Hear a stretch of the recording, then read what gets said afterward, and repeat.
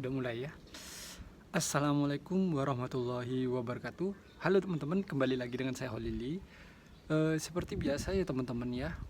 Sebelum video ini dimulai, alangkah baiknya teman-teman tuh klik tombol like, komen, dan subscribe-nya ya. Jika teman-teman itu ada pertanyaan atau keluhan apa atau pengalaman apa, silakan di komen ya teman-teman ya. Dan saya sebagai yang owner yang punya channel ini, saya akan membantu teman-teman cara mengatasinya seperti apa jika pertanyaannya teman-teman itu berkaitan dengan asam lambung. Tapi kalau di luar nalarnya asam lambung, saya mohon maaf ya teman-teman ya.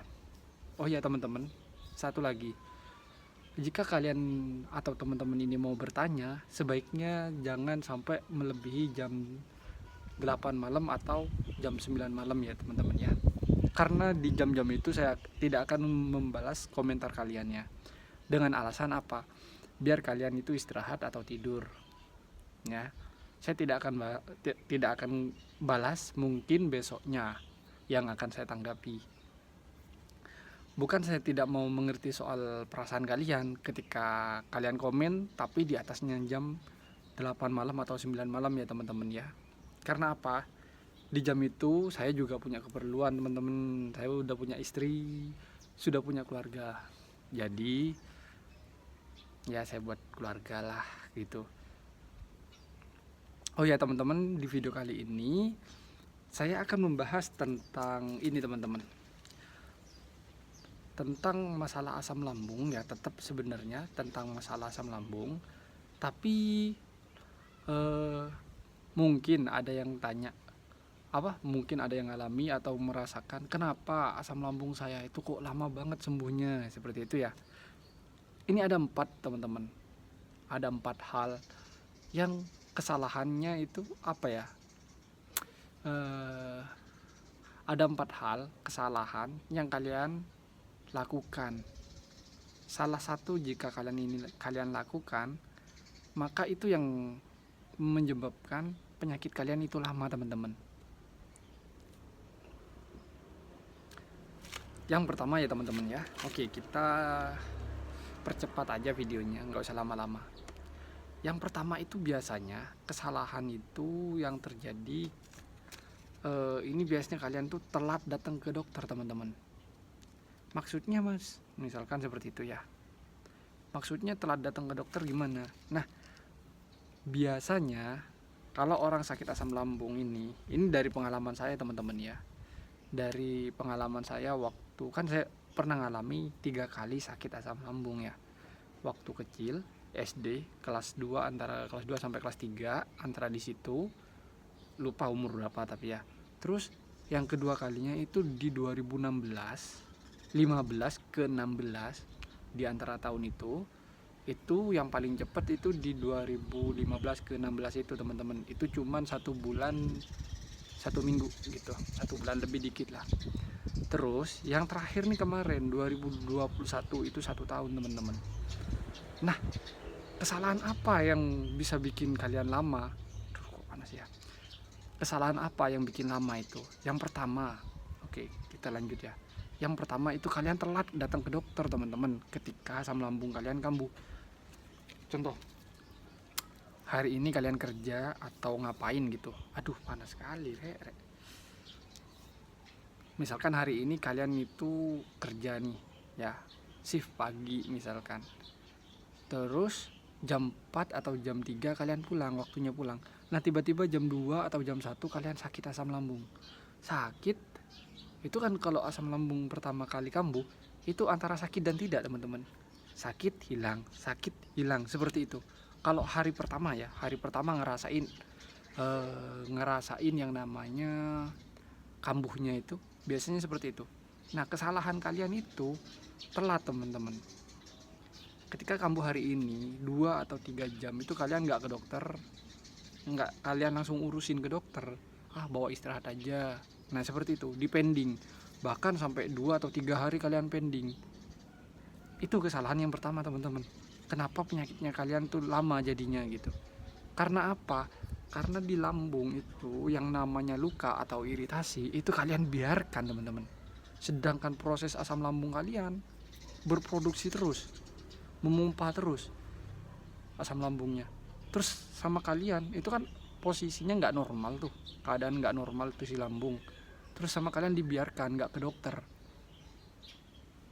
Seandainya kita berkaca ke kejadian saya di 2015-16 itu kejadiannya gini.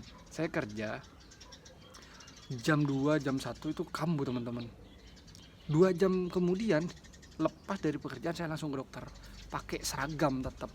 Datang ke dokter langsung minta tolong. Saya sampaikan keluhannya. Apa katanya dokter? Wah, masnya ini kena asam lambung. Ini hampir lari ke GERD nih. Karena apa? Karena kondisi lambung mas ini tidak bukan lambung sih, kondisi asam lambung mas tidak produksinya itu nggak normal gitu, berlebihan ini gitu.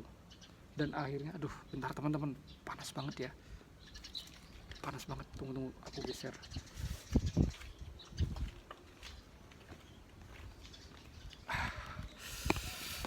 Nah di sini aja, kalau di sini mungkin lebih aman, tapi takutnya ngeganggu teman-teman. Ini tetangga saya ini pada tidur semua, saya takut ngeganggu gitu ya. Misalkan ada yang tanya kenapa kok nggak malam aja atau pagi gitu. Ini orangnya beda-beda teman-teman ya. Ini saya tinggalnya di kos-kosan soalnya. Bentar teman-teman ya, saya tinggalnya berbeda, orangnya ini berbeda-beda soalnya. Ada yang kerja pagi, siang, malam jadinya gitu ya. Mohon dimaklumi ya. Nah, kita berkaca lanjut ya. Kita berkaca ke kejadian saya teman-teman pada tahun 2015-16. Nah, di tahun itu teman-teman, di tahun itu saya pulang kerja langsung ke dokter. Nyampe di dokter langsung diatasin, disuntik cek. Apa yang terjadi? Kambuh, tetep. Cuman, nah, yang harusnya lambung itu iritasinya 50%, jadinya cuma 20%. Yang pertama. Yang kedua, segera ditolong istilahnya seperti itu. Ketolong gitu istilahnya. Nah, itu pun penyakitnya nggak begitu parah teman-teman. Nggak seperti 2021 sama yang masih SD. Kalau yang dua-duanya ini emang saya akui, gak ada obat lah rasa sakitnya itu, rasa yang saya rasain gitu. Itu yang pertama teman-teman ya. Yang pertama itu telah datang ke dokter di 2021. Nah, saya cerita dikit ya. Di 2021 kejadiannya gini teman-teman. Kenapa saya lama sampai 1 tahun di 2021 itu pas COVID teman-teman, inget kan? Dan waktu itu saya habis nikah hari pertama itu orang tua saya yang cowok itu terkena COVID. Saya berangkat ke Bali gitu. Saya kan orang Jawa. Yang cowok ini kena COVID, bapak saya nyampe Bali gitu posisinya. Saya udah nyampe Bali baru dengar kabar gitu kalau bapak saya itu kena COVID. Kaget dong aku. Nah, dapat 2 hari kemudian si asam lambung saya ini kambuh. Karena stres mungkin ya.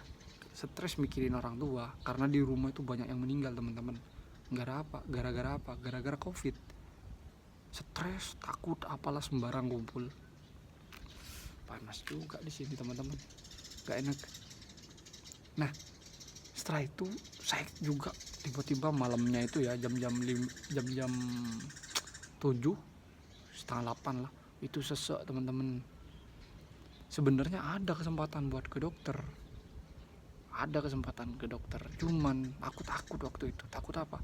Takut terkena COVID, divonis COVID karena orang tua saya COVID gitu, positif. Dan akhirnya apa?